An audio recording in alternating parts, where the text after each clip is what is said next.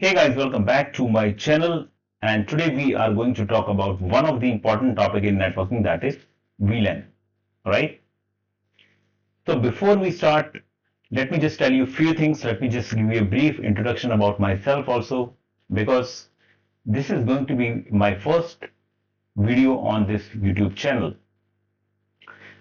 So my name is Sanjeev Sharma and I'm based out in New Delhi. If I talk about my overall IT experience, so it is 12 plus years now, right? If I talk about technologies I have worked in different technologies. I have worked in server environment also, I have worked in networking also, and I have worked in cloud infra also, right? So I just wanted to create my channel so that I can just share my knowledge with you. One more important thing I just want to mention here is that earlier I was planning to create all these videos in English only, but later on I decided to do a mix of Hindi and English both so that you all can understand the concept well. Because here on this channel, there may be people who understand the concept in Hindi well. At the other side, there may be few people, there may be more people also, like who understand the concept in English only. So by keeping all those things in mind, I just decided to do a mix of Hindi and English. I hope all of you are okay with that, right? So our today's topic is going to be on VLAN, right? So what VLAN is, right? So let us just jump into the system and then I'll show you how what VLAN is and how do we configure this, right? So let us do it now. So as you can see my screen, I have my packet tracer open on the screen. तो इसमें मैं क्या करूंगा, इसमें basically अगर जैसे आप देखें, all these are all these devices are available in this packet tracer. Routers यहाँ पर हैं, स्विचेस यहाँ पर हैं, फायरवॉल इधर हैं, राइट? अभी हम वीलैन के कॉन्सेप्ट के बारे में बात कर रहे हैं, तो उसके लिए हमें एक स्विच की रिक्वायरमेंट है, राइट? हमें अभी राउटर्स का तो अभी हम कुछ काम नहीं कर रहे हैं, तो हम स्विच लेना है। तो स्विच लेने के लिए आप देखेंगे यहाँ पे राउटर के साइड में एक आइकन है, दिस इज फॉर स्विच। तो जैसे ही आप इसमें क्लिक करते हैं स्विच में, जैसे ही राउटर्स में क्लिक है अभी बाय डिफॉल्ट, स्विच में क्लिक करते हैं तो पैकेट ट्रेसर आपको जितने भी स्विचेस वगैरह अवेलेबल हैं, L3 स्विच है, L2 स्विचेस वगैरह जो भी हैं, वो सारे आपको यहाँ पर लिस्ट कर देता है इस तरह से, जैसे आप देख रहे हैं। तो यहाँ से मैं 2960 सीरीज का एक switch, I just take this one, switch लिया मैंने यहाँ पे, और यहाँ से मैं एंड डिवाइसेस, ये जो दिख रहा है आपको, यहाँ से मैं एंड डिवाइसेस कनेक्ट कर लेता हूँ। यहाँ से मैं लेट्स से 2 डिवाइसेस ले लेता हूँ। ये मैंने यहाँ से 2 डिवाइसेस मैंने अपने एनवायरनमेंट में यहाँ पे ले ली हैं। अभी मुझे इनका कनेक्शन करना है, केबल कनेक्शन करना है। केबल कनेक्शन के लिए आप अगर आप देख पा रहे हैं यहाँ पे, तो ये एक ऑटोमेटिक केबल है। ऑटोमेटिक केबल का पर्पस ये होता है कि जैसे कि अगर आप पीसी टू पीसी कनेक्ट कर रहे हैं या स्विच टू पीसी कनेक्ट कर रहे हैं, तो उसमें एक कॉन्सेप्ट होता है स्ट्रेट केबल का और क्रॉस केबल का, राइट? मैं एक अलग से एक वीडियो बनाऊंगा स्ट्रेट केबल और क्रॉस केबल के ऊपर, और मैं साइमल्टेनियसली आपको जस्ट एक शो भी करूंगा, एक वीडियो बनाऊंगा जिसमें कि आप लोग देख पाएंगे कि कैसे हम क्रिम्पिंग करते हैं, स्ट्रेट केबल कैसे बनाते हैं, स्ट्रेट केबल का कलर कोड क्या होगा, क्रॉस केबल कैसे बनाएंगे, उसका कलर कोड क्या होगा, RJ45 कनेक्टर क्या होते हैं, कैसे हम उसको क्या नाम करते हैं, सारी चीजें हम उसमें वहां पे देखेंगे। अभी के केस में क्योंकि मैं ऑटोमेटिक केबल कनेक्ट कर रहा हूं between switch to my PC, तो ये ऑटोमेटिकली सेंस कर लेगा और ऑटोमेटिकली ये उसको कनेक्ट कर देगा, राइट? इस केस में हमें कोई स्ट्रेट केबल या क्रॉस केबल सिलेक्शन करने की यहाँ पे जरूरत नहीं है, और ना ही हमें यहाँ पे देखने की जरूरत है। और आजकल की आपकी इंफॉर्मेशन के लिए ये भी बता दूं, आजकल जो टेक्नोलॉजी आ रही है उसमें जो स्ट्रेट केबल और क्रॉस केबल का जो कॉन्सेप्ट है, अगर क्रॉस एनवायरनमेंट में अगर आप स्ट्रेट लगा देते हैं, लेट्स से आप पीसी टू पीसी के बीच में अपना क्रॉस केबल यूज होती है, and different device same devices के बीच में क्रॉस केबल यूज होती है, एंड डिफरेंट डिवाइसेस के बीच में स्ट्रेट केबल यूज होती है। डिफरेंट डिवाइसेस की बात करें, जैसे स्विच हो गया और एक पीसी हो गया, ये डिफरेंट डिवाइस होगी। सेम डिवाइसेस की बात करें, 2 पीसी को हमें कनेक्ट करना है, तो that is going to be connected through a cross cable, right? तो अभी हम वो क्रॉस और स्ट्रेट का कॉन्सेप्ट अभी साइड कर देते हैं। अभी हम जस्ट बात कर रहे हैं, अभी हम एक ऑटोमेटिक केबल यहाँ से चूज कर रहे हैं। कंट्रोल के साथ अगर आप इस केबल को सिलेक्ट करते हैं, इस वाली को, तो आपका कनेक्शन आप मल्टीपल कनेक्शन एक बार में कर सकते हैं। कंट्रोल मैंने प्रेस किया हुआ है, यहाँ से मैंने स्विच को कनेक्ट करा पीसी से और इसको मैंने एट द सेम टाइम यहाँ से यहाँ कनेक्ट कर दिया, राइट। स्केप करूंगा तो ये यहाँ से हट जाएगा। अभी जस्ट मैंने कनेक्शन किया है, अभी डिवाइसेस को आईपी देना बाकी है और हमें उसकी कंटिन्यूटी भी चेक करनी है कि क्या नाम है, मेरा जो पहला डिवाइस है डिवाइस ए और पीसी 0, क्या वो पीसी 1 के साथ कम्युनिकेट कर पा रहा है या नहीं कर पा रहा है, वो अभी हम आगे देखते हैं। उससे पहले मैं क्या करूंगा, यहां से एक नोटपैड जो है, एक इट्स जस्ट ए डॉक्यूमेंट, तो मैं यहां से इसको ले लेता हूं ताकि मैं यहां पर मेंशन कर पाऊं कि क्या नाम है, इस डिवाइस का आईपी एड्रेस क्या है और किस पर्टिकुलर वीलन का ये मेंबर ये कंप्यूटर होगा, right.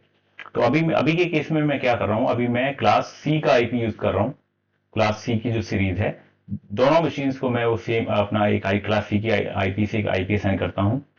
So the IP is 192.168.1.1. This is going to be assigned to this device and एक और IP लेता हूं यहां पे मैं, इसको मैं दे देता हूं यहां पे 2, right. 192.168.1.1 and 192.168.1.2. These are the two IPs I have just picked it up.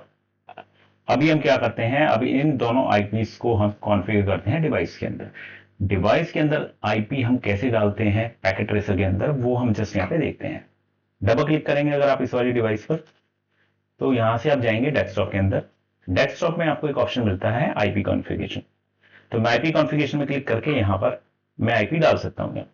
यहाँ आप दो ऑप्शन अगर देख पा रहे हैं, तो डीएचसीपी और स्टैटिक दोनों तरह से आईपी देने का यहाँ पे प्रोविजन अवेलेबल है।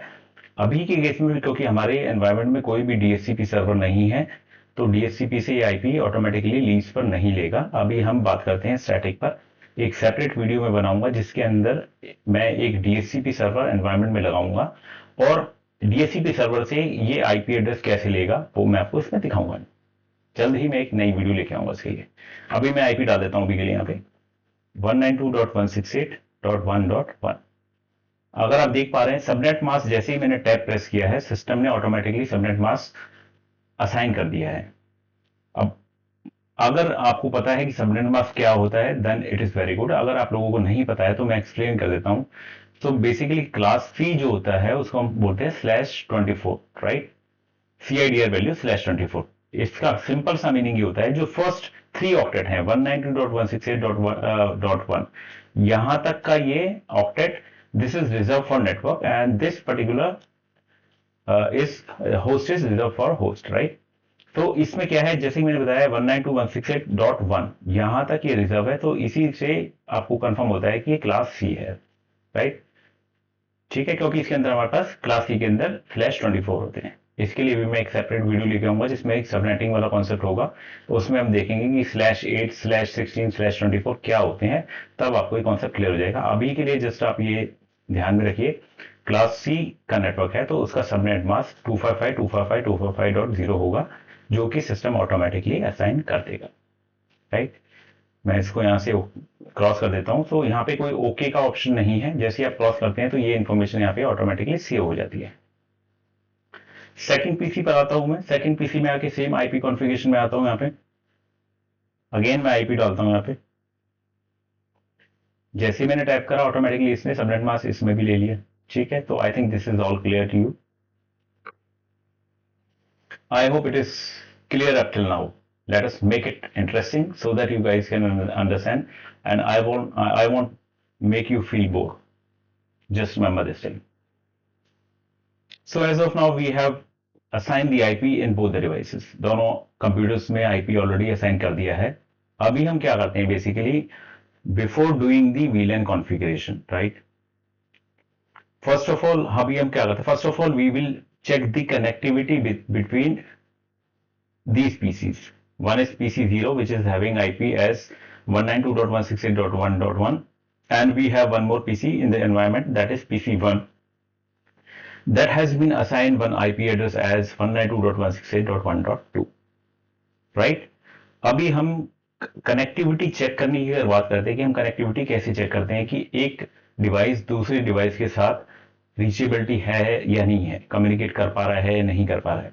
सेम चीज हम लाइव एनवायरनमेंट में भी चेक करते हैं, तो उसको चेक करने के लिए हमारे पास एक यूटिलिटी होती है, this is called ping, ping utility. So with the help of this ping utility, we can just check the connectivity between two different devices. So अब मैं जब बात करता हूँ टू डिफरेंट डिवाइसेस के बारे में, तो your two different devices can be anything. It can be a PC, it can be a printer, it can be a switch, it can be a router, it can be a firewall, and it can be anything. A device which can accept IP address, which can store the IP address, can be checked through this ping utility. We can just check the connectivity. I hope it is clear up till now. If you guys have any doubt, then you can just put it down in the comment section. Then definitely I'll just connect with you and I'll give you the solution. Right? So without wasting any time, let us just check the communication first. So I'll just double click on this PC first. I'll just come to command prompt. Here we have to make use of this ping tool. We have to type ping ping. Then we have to type the IP address of the other device, right? So IP address of my other device is, so this is my IP address. So if I'll say enter, if I'm getting a reply, then it means the communication between PC0 to PC1 is happening. If we are getting a request out, then there is no communication. So as you can see this, my device is communicating with the other device. So the communication is happening up till now, right? We are good up till now. Now, अब हम आगे बात करते हैं, यहाँ तक आपका communication is happening. So it is happening both the way. अगर मैं यहाँ PC1 से PC0 को पिंग करता हूँ तो वो भी कम्युनिकेशन होगा, वो आप लोगों को पता भी होगा, मैं फिर से कर देता हूँ. This time I'll just ping 192.168.1.1. मैंने फर्स्ट टू सेकंड करा, सेकंड टू फर्स्ट किया. अगर मैं यहाँ से आपको आईपी चेक कराता हूँ अगर, तो इस कंप्यूटर का आईपी 192.168.1.2 है, जिससे कि मैंने फर्स्ट वाले डिवाइस को कम्युनिकेट किया है. दोनों की रीचेबिलिटी हमने चेक कर ली है. अभी हम क्या करते हैं, अभी हम आते हैं स्विच लेवल पर. अब हम VLAN की अगर बात करें तो VLAN basically by default switch के अंदर एक बाय डिफॉल्ट VLAN होती है, that is VLAN 1 as a default, right. जितने भी स्विच के जो पोर्ट्स होते हैं, सारे स्विच पोर्ट्स जो होते हैं वो VLAN 1 का मेंबर होते हैं. यही एक कारण है जिसकी वजह से क्या नाम है, जितने भी डिवाइसेस हम स्विच के साथ कनेक्ट करते हैं वो सारे एक दूसरे के साथ कम्युनिकेशन में रहते हैं, राइट. अब एक कॉन्सेप्ट आता है VLAN बेसिकली क्या करता है, VLAN के केस में it divides the broadcast domain. आपने ये वर्ड बहुत बार सुना होगा कि ब्रॉडकास्ट डोमेन को डिवाइड करता है. ब्रॉडकास्ट डोमेन क्या होता है वो हम बात करते हैं, और वो ये डिवाइड किस तरह से कर रहा है उसके बारे में बात करते हैं, राइट. ब्रॉडकास्ट डोमेन का मतलब बेसिकली क्या है, जैसा कि मैंने कहा कि जितने भी स्विच के पोर्ट के मेंबर लाइक पोर्ट्स हैं वो सारे VLAN 1 का मेंबर हैं. तो जैसे ही आप डिवाइस कनेक्ट करते हैं फॉर द फर्स्ट टाइम, तो switch will always do a broadcast. तो जो भी पैकेट आपने सेंड करा वो सारे डिवाइसेस पर भेजता है, ठीक है. तो जब सभी डिवाइसेस पर वो पैकेट जाता है तो it is a broadcast, right, first time broadcast. अब VLAN बनाने से क्या होता है, because physically it's a single broadcast domain, right, but logically we can just divide it by creating VLANs, right. तो उसके केस में give me a second guys.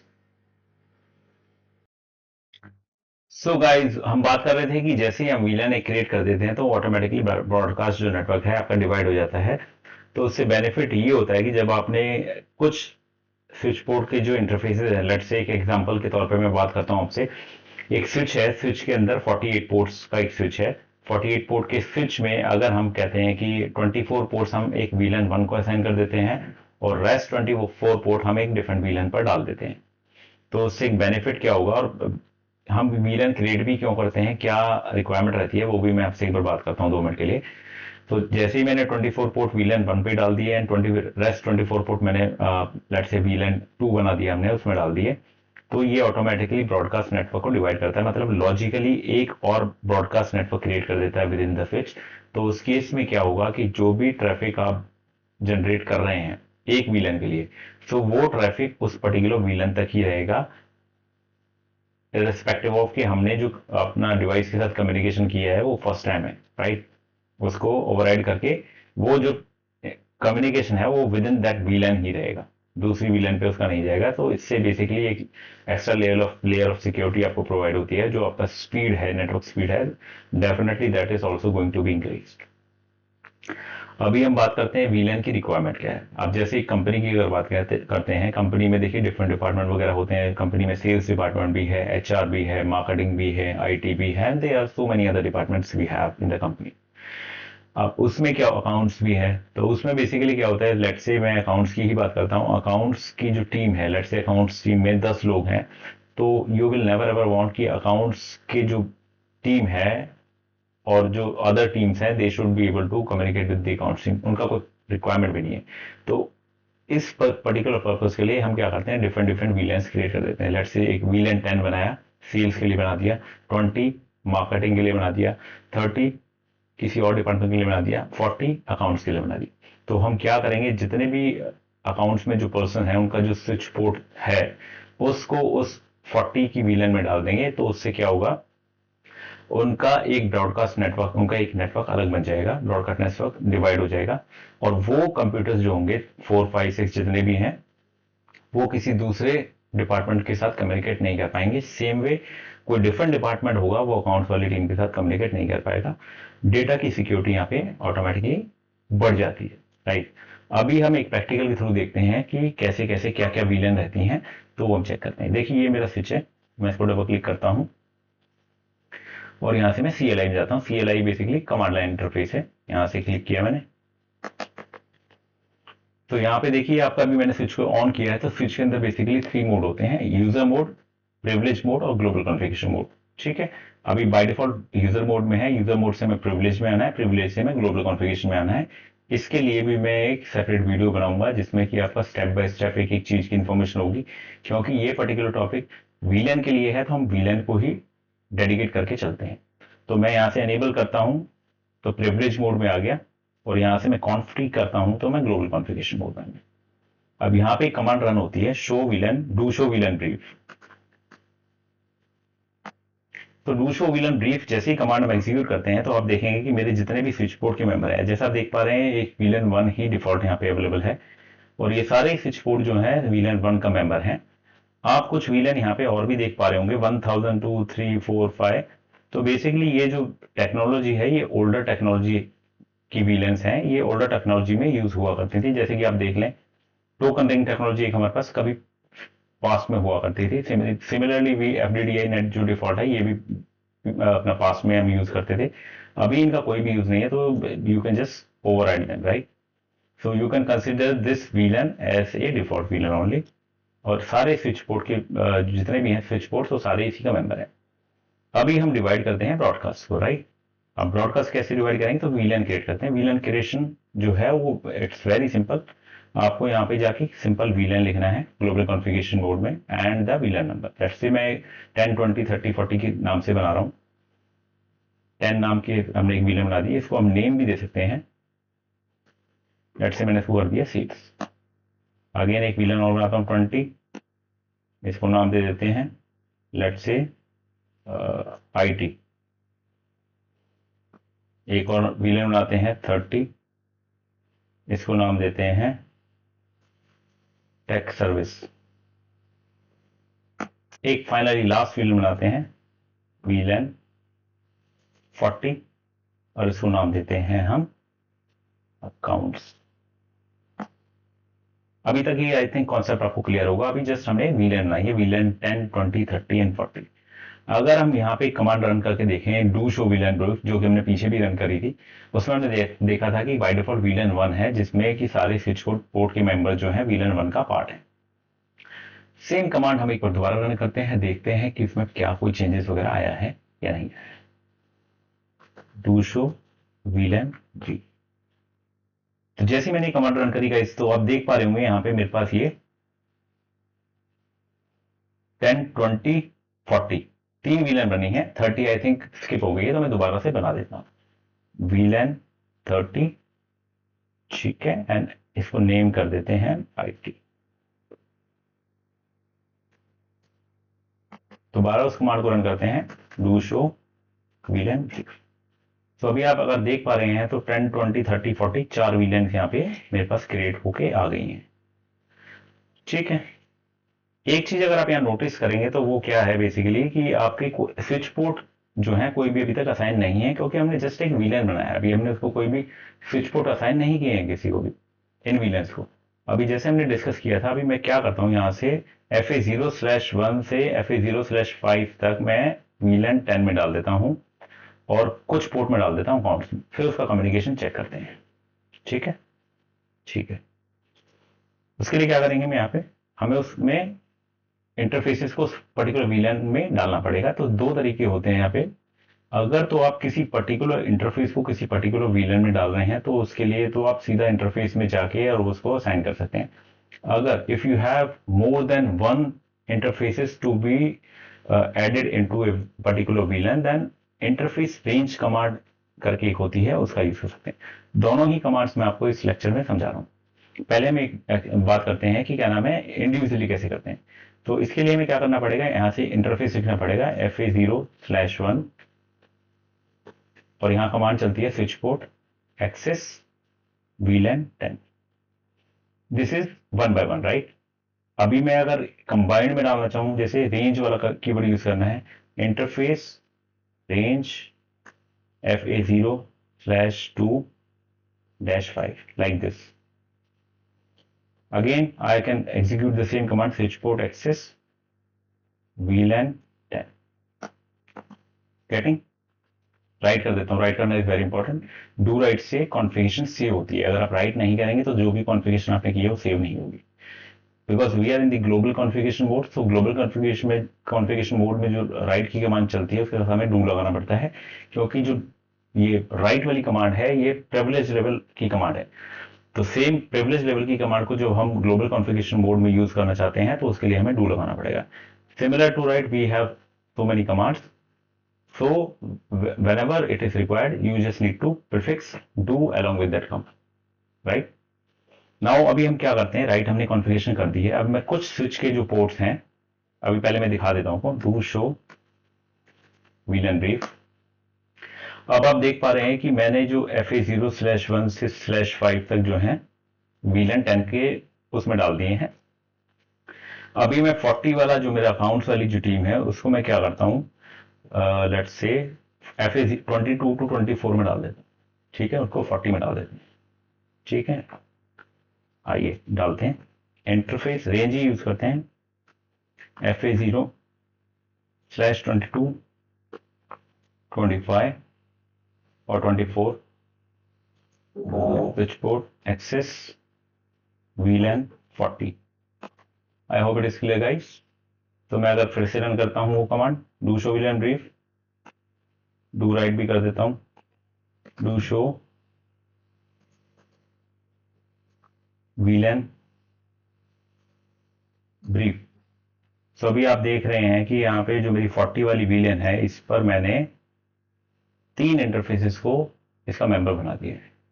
अब मैं एक डिवाइसेस और लेता हूं यहाँ पे और उसको मैं FA0/24 में डालता हूँ, एंड देन हम कम्युनिकेशन चेक करते हैं कि क्या कम्युनिकेशन अकाउंट्स टीम का और हमारी जो सेल्स टीम है 10 वाली जो है उससे हो रहा है या नहीं हो रहा है। क्योंकि 10 में देखिए आपका FA0/1 से 5 तक है और ये हमारा FA0/1 और FA0/2 भी देखिए, ये FA0/1 है, ये VLAN 10 का मेंबर है और FA0/2।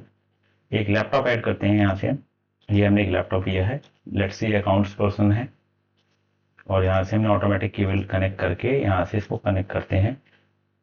इस वाली पोर्ट को हम यहाँ से रिमूव करते हैं, सेकंड, इसको यहाँ से रिमूव करते हैं और यहाँ कनेक्ट करते हैं। तो बाय डिफॉल्ट उसने FA0/3 पर कनेक्ट कर दिया था, बट हमें तो आपका कम्युनिकेशन चेक कराना है, तो मैं इसको FA0/24 पर कनेक्ट करता हूँ, क्योंकि FA0/24 जो है हमारा VLAN 40 का मेंबर है, तभी तो कम्युनिकेशन चेक होगा, राइट। अब इस कंप्यूटर को हम क्या करते हैं, एक IP दे देते हैं यहाँ से। ये जो मैंने यहाँ से कॉपी पेस्ट किया है ये मैं आपको बता दूं ताकि आप ये ना सोचे कि कहाँ से किया। 1 सेकेंड, ओके, डिवाइस भी रिमूव हो गया है, कोई बात नहीं, दोबारा ऐड कर देते हैं यहाँ पे। ये लैपटॉप किया हमने और यहाँ से हमने केबल लिया, सेकेंड, और यहाँ पे कनेक्ट करा। Again we have to remove this, second guys, इसको ऊपर लेना पड़ेगा थोड़ा सा, तो मैं तुमको नहीं कर पा रहा था। 24, ठीक है जी। अभी जो ये आपका है नोटपैड वाली फाइल, इसको कंट्रोल प्रेस करके अगर आप इसको ड्रैग करते हैं तो इसकी कॉपी बन जाती है, जो मैंने कॉपी किया है। अब इसको मैं एक और आईपी देता हूँ, लेट्स से 3 दे देता हूँ इसको। कंप्यूटर को भी असाइन कर देते हैं आईपी यहाँ से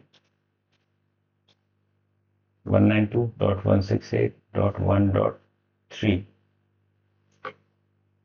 एक कंप्यूटर और लेते हैं ताकि आपको क्लैरिटी हो जाए बेटर, राइट। एक यहाँ मैं सर्वर ले लेता हूँ, ये मैंने यहाँ से सर्वर ले लिया और इसको यहाँ पे कनेक्ट कर दिया, और इस वाले पोर्ट को भी मैं वापस 23 पर कनेक्ट करता हूँ, राइट। तो ये दोनों कंप्यूटर हमारे अकाउंट्स ग्रुप के हैं। इसको आईपी देते हैं 4, ठीक है गाइस। डबल क्लिक करते हैं अगेन, इसको भी डेस्कटॉप में आते हैं और यहाँ से हम इसको आईपी देते हैं 192.168.1.4, गाइस, ठीक है। ये आईपी आ गया इसमें। और आपकी ईज के लिए मैं क्या करता हूँ, यहाँ से इसको मैं कलरफुल कर देता हूँ। ये मेरा एक ग्रुप और ये मेरा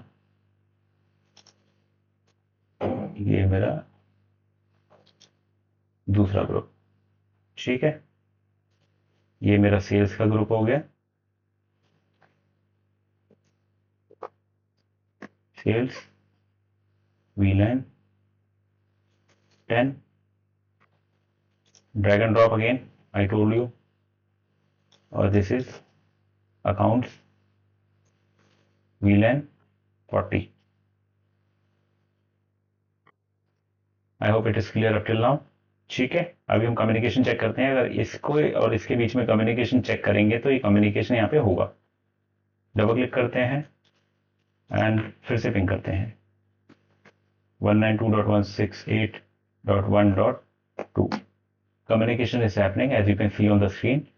अब इसी केस में मैं क्या करता हूँ, 192.168.1.1 जो कि सेल्स VLAN का पार्ट है, उसको मैं अकाउंट्स वाला जो कंप्यूटर है मेरा 3 के साथ पिंग करता हूँ और चेक करता हूँ कम्युनिकेशन हो रहा है या नहीं हो रहा।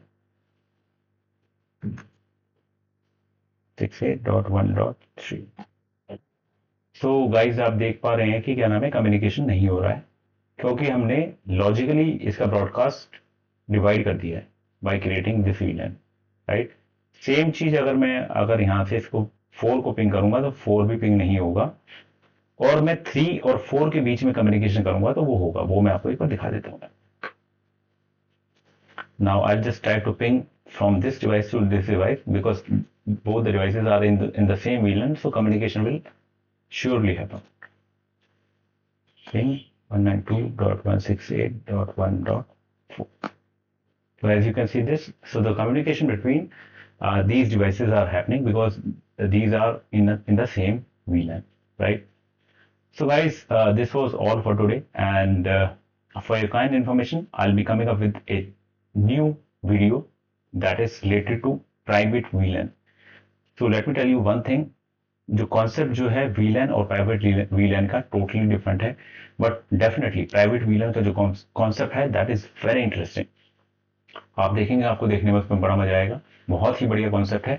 तो मैं इस वीडियो के बाद आपको प्राइवेट VLAN के कॉन्सेप्ट के वीडियो डाल रहा हूं मैं, तो जैसे ही आपको मिलती है आप उसको देखिएगा एंड देन मुझे अपना इनपुट दीजिएगा कैसी वो लगी आपको VLAN की, उससे आपकी कुछ नॉलेज वगैरह इंक्रीज हुई, राइट।